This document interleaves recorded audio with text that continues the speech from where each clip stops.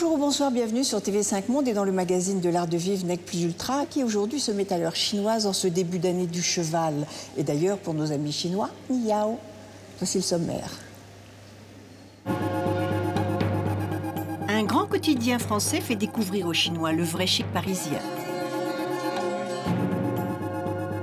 Le sac mythique d'une grande maison dans tous ses états. Une saison brillante pour la plus vieille maison de couture française. Et cette fois-ci, c'est l'art de vivre chinois qui s'exporte à Paris. Comme on peut le remarquer, la Chine hante les esprits. Le plus ancien quotidien français se met aux Chinois. Une initiative originale et élégante de booster le luxe français, ça nous a donc intéressés. Les Chinois en voyage à Paris veulent tout voir, tout visiter et tout acheter. Le Figaro a décidé de les guider dans leur séjour parisien, pour certes faire le plein, mais uniquement dans les endroits bien, parfaitement pensés. Ce city guide réalisé en mandarin est destiné aux Chinois aisés pour les aider à sélectionner, à s'orienter. Un mode d'emploi original du vrai chic parisien au quotidien. Je pense que le vrai mérite de ce Paris chic, c'est d'abord d'avoir été la bonne idée au bon moment. Par les fonctions qui sont les miennes, j'ai vraiment la chance d'être à l'écoute et de pouvoir ausculter cette industrie du luxe à longueur d'année. Et il est apparu très évident pour moi qu'on ne pouvait pas seulement constater que les Chinois étaient devenus une clientèle de plus en plus importante sur le sol français, mais qu'il était presque inconvenant d'ignorer que cette clientèle-là était en train de devenir la première clientèle de ce savoir-faire-là. Ce guide quotidien est distribué à 240 000 exemplaires, dont les 2 tiers en Chine. On leur donne non pas des papiers qui seraient écrits spécifiquement pour ce qu'on appelle des touristes, ils existent pour le lectorat français, et nous on pioche là-dedans, on conçoit un contenu qui est 100% sur mesure. Et avant de faire le tour du monde, il est soumis à une table ronde.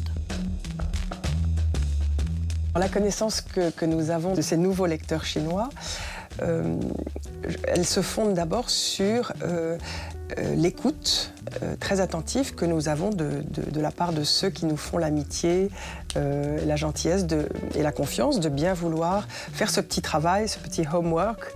On envoie un certain nombre de Chinois que nous connaissons ici à Paris et qui nous sont fidèles, qui nous ont accompagnés depuis les premiers numéros et grâce auxquels on peut nourrir des tables rondes à l'issue de chaque sortie de ces numéros. Et on leur demande d'être excessivement critiques. Ce qui est bien, tant mieux, mais ce qui peut être amélioré m'intéresse plus que tout. Et donc, il est apparu dès les premiers numéros que le contenu correspondait en fait pas mal aux attentes possibles des visiteurs chinois. Il apparaît, c'est toujours très intéressant, que dans le contenu, il n'y aura jamais trop d'horlogerie, par exemple. Il reste assez fou de montres, mais il y a des sujets qui les intéressent davantage. En beauté, par exemple, les parfums ou le maquillage, il n'y avait pas de tropisme particulier il y a 3 ans. Aujourd'hui, la demande est un petit peu plus grande là aussi. Et puis, surtout, je suis très heureuse de constater que depuis le 4e numéro, la qualité de la traduction est à l'unanimité assez fantastique.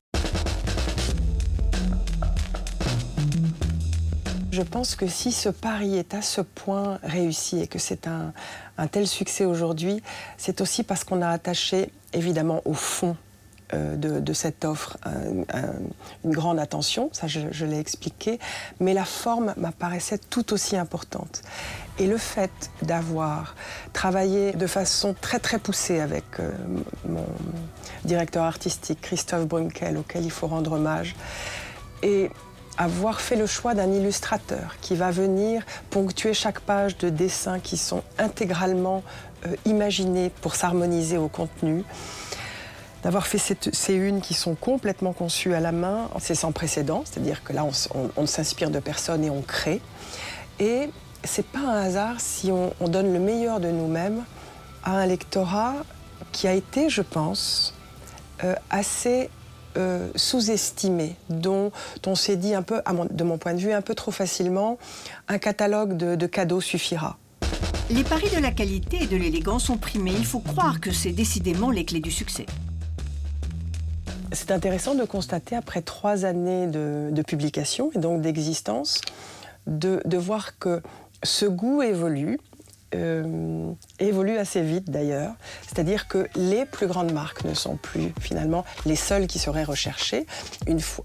Parce qu'il faut aussi noter que ceux qui sont déjà venus une fois, je crois que de mémoire, 88% de ces Chinois reviennent. Donc quand ils reviennent, ce n'est pas forcément pour retrouver les mêmes boutiques ou retrouver les mêmes grandes marques. Donc le choix s'élargit et notre offre de fait aussi. Et pour séduire le touriste chinois, il faut savoir faire flèche de tout bois. Le Chinois, avant de partir en France, il étudie son voyage. Vraiment, il travaille beaucoup en amont. Il n'est pas comme le Brésilien ou comme nous, où, bon, allez, on arrive et on voit ce qu'on fait sur place. Très en amont, il a décidé où il allait, ce qu'il allait visiter, ce qu'il allait voir, ce qu'il allait acheter.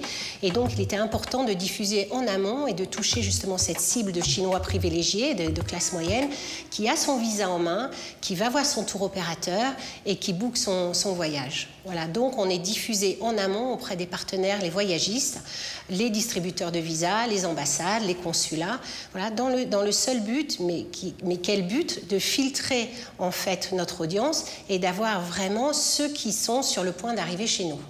Le péril jaune s'est muté en providentiel touriste chinois. En rencontrant ces patrons de tour opérateurs, on apprend énormément sur notre cible, sur l'évolution du lecteur chinois, ce qu'il recherche, le côté patrimoine, le côté bling-bling. En réalité, il s'en éloigne de plus en plus.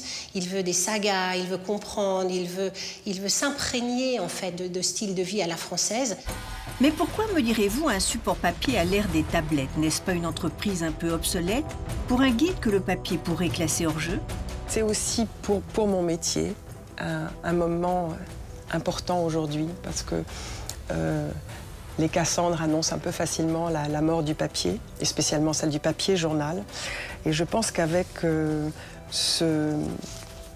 cette marque, ce Paris chic qui se décline déjà dans d'autres langues, eh bien, je pense qu'on en fait taire plus d'un. Les pessimistes repasseront, même si c'est un peu présomptueux, je le dis quand même, mais je crois que c'est quand même la haute couture de notre métier. Si elle pouvait exister, aujourd'hui, ce serait ça pour moi. Comme quoi, les joies du papier et du travail bien fait existeront à jamais.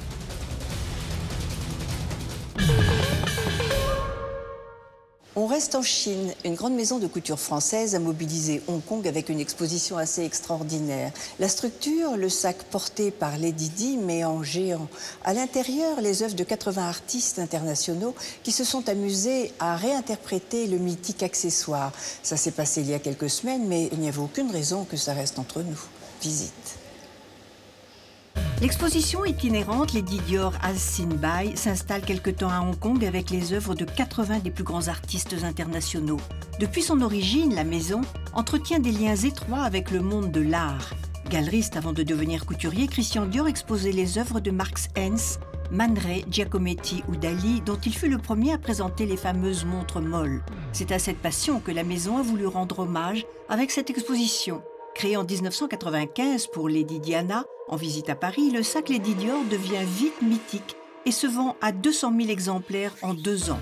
Il a fallu à la maison 6 ans pour préparer cette exposition avec les photographes, plasticiens, sculpteurs chargés de réinterpréter le hit bag. Ces artistes font de cette icône une source d'inspiration prodigieuse. Le potentiel artistique de ce sac prend dans leurs mains plusieurs dimensions photographiées. Détourné, sculpté, le sac reste envers et contre tous, magnanimement lui-même. Tour imprenable, James Bond Girl ou Brady Pop imaginé par l'artiste Michael Janson, parodiant une pause couture. Les artistes du monde entier font du sac Lady Dior un prisme fantastique pour exprimer leur créativité. Sa géométrie mise à sac, ses proportions explosées, sa matière désintégrée, il demeure malgré tout dans son intégrité, son indestructible identité. Ce qui m'a le plus surpris dans le sac, ce sont les proportions. Au début, ça paraît être un simple dessin, mais quand on commence à travailler dessus, on découvre des proportions très proches du chiffre d'or. Ensuite, de manière évidente, le canage qui apparaît dans de nombreux éléments de la maison doit occuper une place spéciale, car au final, c'est la signature de la marque. C'est pour ça que la clé avec les lettres n'apparaît pas car l'objet est déjà très identifié par le canage.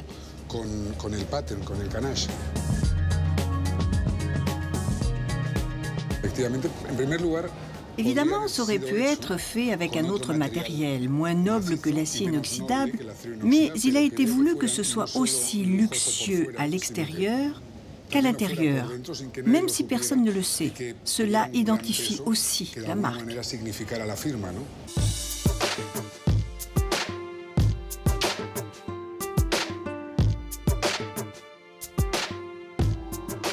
Opaque, transparent, noir ou blanc, chaud, froid, lourd, léger, ce sac absorbe les contraintes et toutes ses versions peu ordinaires. Un sac en papier au volume tridimensionnel a attiré notre attention. Il a été réalisé par 2 jeunes Colombiens spécialistes d'architectures éphémères, de papier et de carton. Il y a quelque chose qui est différent de notre pièce, dans tous les autres qui sont ici dans le show, et c'est la matérialité en fait. Notre pièce est la seule qui est en papier. Quand on a reçu les images et puis l'information, on s'est rendu compte en fait que les canages, il a beaucoup d'importance pour le sac. Alors on a dit comment reproduire ce savoir-faire, cet savoir-faire artisan fait à la main et comment devenir cette image 2D dans un objet 3D. Alors on a commencé à faire des essais, un travail avec différents types de papier en faisant tout à fait les mêmes procès de canage. Et puis en faisant le même, on s'est rendu compte qu'en fait, ce même procès de canage pouvait prendre une forme 3D. Et en fait, avec cette répétition de ces mêmes modules, qui à la fin, ce sont des mini-sculptures faites en papier, on pouvait avoir les canages en surface et les Lady Dior en volume. Quelle légèreté et quelle réussite dans ce travail d'orfèvre. Ça, c'est parce que c'était avec beaucoup d'amour. Jeu de matière de dimension en trompe-l'œil, l'attraction de ce sac devenu en 20 ans éternel est exaltée dans ses créations au cœur d'un dîner de fausses blondes, traquées par les paparazzi dans l'appareil de Roxane Lowy. Le Lady Dior continue ses mutations multiples, un sac en cachant un autre. La photographe Jennifer Livington prend son carré pour dissimuler un triangle que l'on ne saurait voir. Ce soir-là, le tout Hong Kong était au rendez-vous pour célébrer celui qui nous rend toutes un peu lady sur les bords. Lady d'un soir, en tout cas ce jour-là, dans l'ambiance animée par Coco Lee d'une soirée qui ne fait que commencer, car il ne faut jamais oublier que ce n'est qu'au petit matin que Lady Dior s'endort.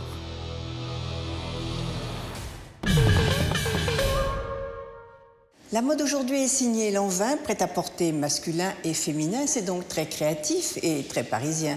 La Chinese Touch, eh bien c'est Madame Wang, la propriétaire des filets.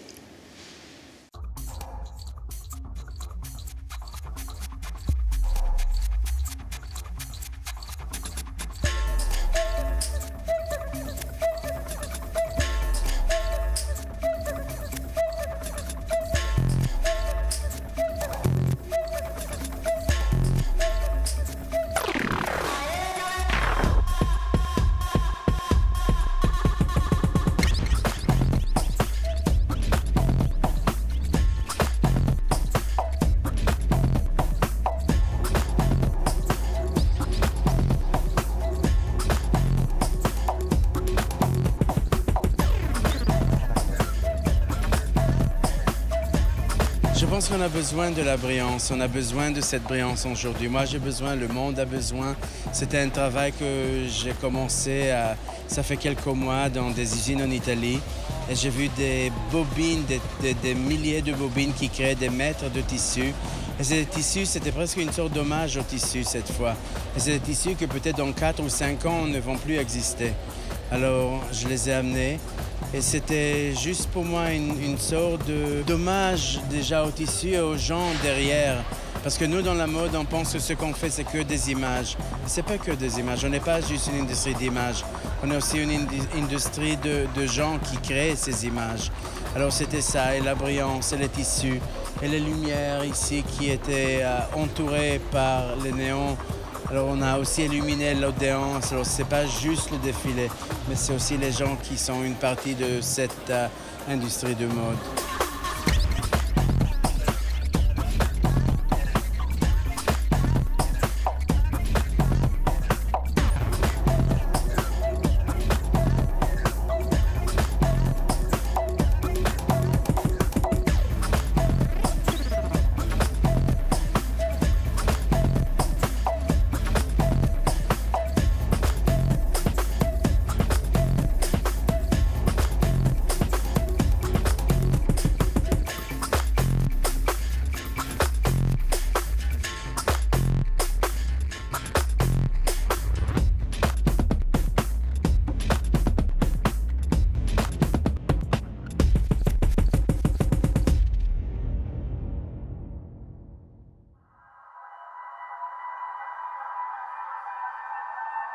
Quand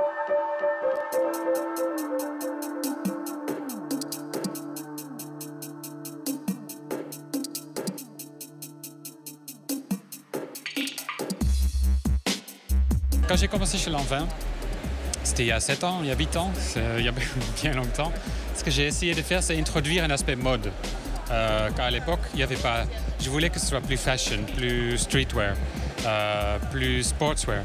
Cette fois-ci, je pense que c'est un peu le temps de revenir en arrière vers quelque chose de plus classique, très tailleur, mais pas sévère en fait. Je voulais que ce soit sensuel. C'est pour ça qu'il y a beaucoup de costumes qui sont portés à même la peau, sans chemise, sans cravate. Les tissus sont assez sensuels, sont un petit peu fluides. Des viscoses laine, des viscoses soie. C'est la sensualité en fait que je voulais introduire.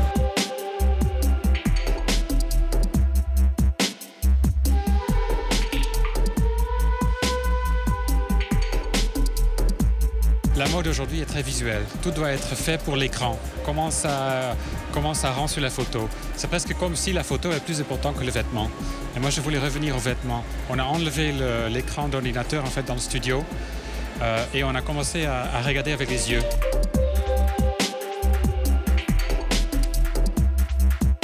Essayer de travailler moins autour du nouvelle manche, au nouveau épaule, au nouveau tissu qu'on vient d'inventer, mais c'est de travailler autour du classicisme et de pousser vers un sort de edge. Et de dire on va prendre la rue, on va prendre les proportions, on va prendre la manière de s'habiller, mais on le fait à notre manière, à nous.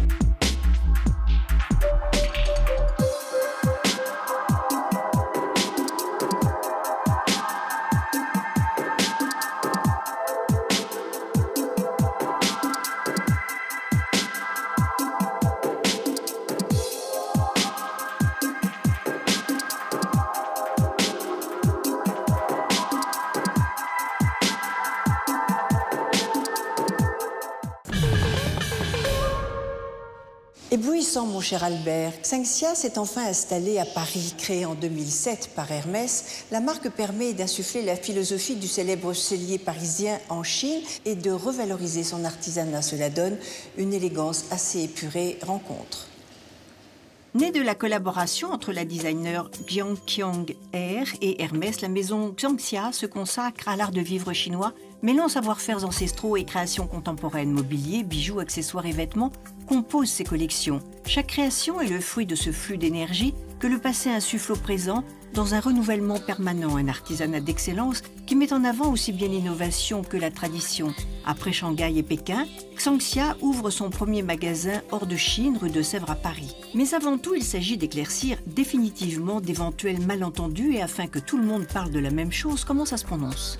Shang, xia, dessus, dessous, et que c'est pas si simple que dessus-dessous. Xingxia représente une philosophie de l'art de vivre chinoise.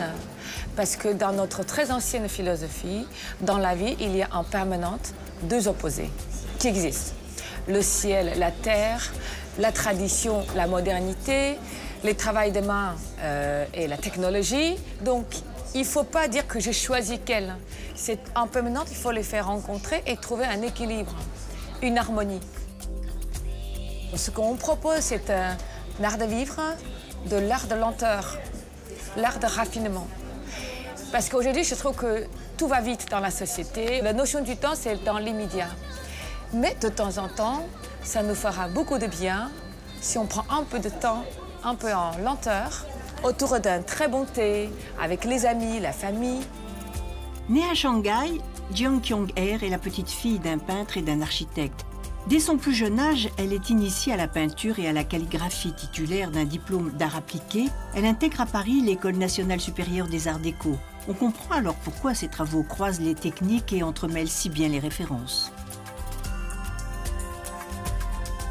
Toutes les formes, les vêtements textiles, les bijoux, les meubles, tous portent une ligne très épurée, sobre, qui a l'air simple, mais c'est grâce à toutes ces richesses de savoir-faire, préparation des matières premières, les recherches, l'histoire, héritage culturel, qui rend cette simplicité à une splendide. Voilà. En fait, c'est ça aussi ce qu'on voulait créer, que les objets qui sont low profile, qui ne sont pas bling-bling, qui sont calmes par le look, mais qui peut être aussi émotionnel, parce qu'on découvre ce qu'ils ont porté à l'intérieur de chaque objet.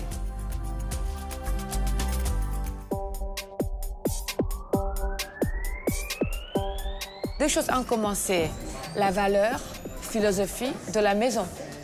Exigence de qualité, toujours la dialogue entre les créations contemporaines et les traditions, accompagner, développer les savoir-faire artisanaux. Deuxième chose, c'est financier, on est partenaire. Sinon, tout le reste, l'inspiration culturelle, les différents savoir-faire, l'équipe, en fait, tout ça, Shanxia est complètement indépendant. Filiale d'Hermès, certes, mais la maison ne fonctionne pas à perte. Quand les finances et la qualité entrent en résonance, c'est la meilleure des alliances. Je crois que c'est aussi grâce à ce développement économique chinois en 30 ans qui amène la Chine à quitter la pauvreté et que de plus en plus des peuples, des gens, des Chinois arrivent à un niveau de vie beaucoup plus élevé. Et là, les Chinois, pour commencer, là, ils commencent à avoir du temps, des pensées, de l'espace, la poésie, pour chercher la qualité, la beauté, la poésie. Voilà. Je trouve que ça c'est lié aussi avec notre histoire. Et c'est justement à cause de cette rupture de l'époque que nous, on a encore plus de mission pour reprendre le passé, l'héritage, et les retraduire en contemporain. Pourquoi faire table rase du passé quand il offre tant d'opportunités? Non, sur certains métiers, on commence à recruter, former certains jeunes, parce que grâce à certaines créations contemporaines, tout ça, ça crée envie. Parce qu'avant, les jeunes disent « Ah, c'est vieux ». Déjà, on refuse émotionnellement. Voilà. Je pense que grâce à les créations contemporaines et aussi à l'attention des gens, des peuples, des sociétés, regarder la valeur des artisans, on les remet en valeur. On n'est pas le seul, le gouvernement aussi donne beaucoup d'avantages tout petit à petit. Tout ça, ça donne un bon environnement, ça donne envie aux jeunes. Car l'avenir appartient à la jeunesse, mais le passé aussi. Chinois, français ou d'ailleurs, les artisans ont en commun ce goût de la belle ouvrage et de la perfection. La définition du luxe aujourd'hui est donnée par une dame de culture, la directrice du château de Versailles, Catherine Pégard. Bah, je vais dire Versailles. Ça ferait plaisir à Colbert et à Louis XIV. Merci de nous avoir suivis. Merci au Musée national des arts asiatiques Guimet de nous avoir accueillis. Au passage, je vous signale leur prochaine exposition qui ouvrira le 12 mars, Clémenceau, le tigre et l'Asie. Je vous retrouve la semaine prochaine, toujours sur TV5 Monde ou sur notre page Facebook avec notre coup de cœur. En attendant, on note un nouveau code de l'art de vivre à la française. Xie Jinjian, ça veut dire au revoir en chinois. Même le café est codifié, regardez. En France, on ne prend pas le café à table parce que on veut que les gens puissent aller voir d'autres personnes. C'est toujours la maîtresse de maison qui sert le café. Si vous étiez un monsieur ou un garçon, oui, vous devriez vous lever. L'homme se lève pour montrer que je ne suis pas une servante. La première fois, on fait très attention à son attitude. On ne s'étale pas, on s'assied d'une façon assez discrète. Ça se fait pas. Faut toujours prendre la tasse avec la soucoupe. Ah non, surtout pas. Ah non, ça s'est jamais fait de toute façon. Tenez la soucoupe de la main gauche et portez la tasse à vos lèvres de la main droite et vice-versa si vous êtes gaucher. Il faut beaucoup de talent pour boire son café élégamment.